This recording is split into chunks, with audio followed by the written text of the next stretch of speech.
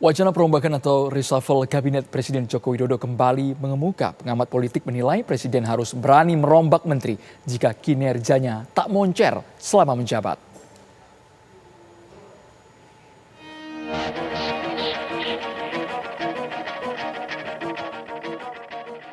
Wacana perombakan kabinet kian kencang dihembuskan banyak pihak.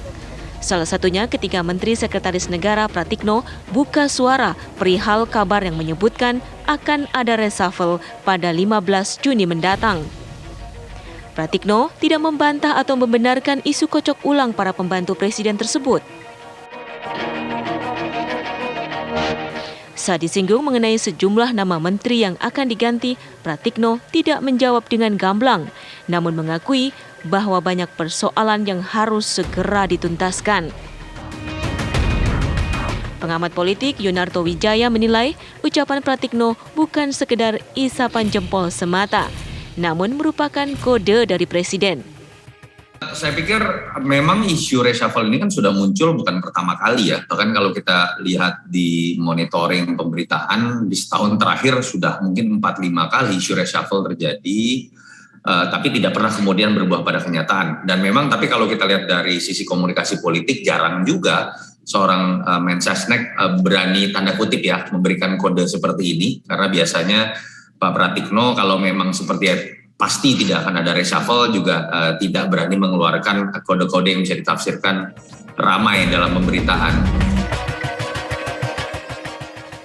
Meskipun penunjukan menteri memang menjadi hak prerogatif Jokowi, tetapi parameter kualitas selama berada di kabinet harus dipertimbangkan.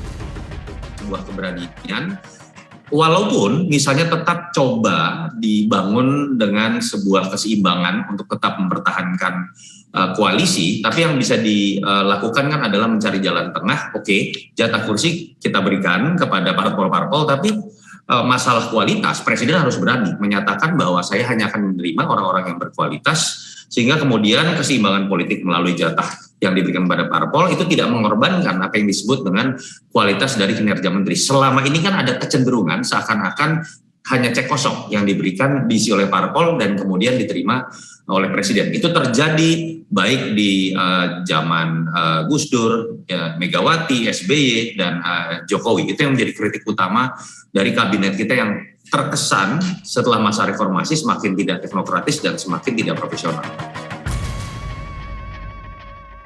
Hak perombakan kabinet bagi Presiden telah diatur dalam konstitusi sehingga menjadi amanat undang-undang. Apakah reshuffle hanya menjadi narasi semata tanpa eksekusi dari Presiden? Atau jadi kenyataan dan sesuai harapan warga? Tim TV One mengabarkan.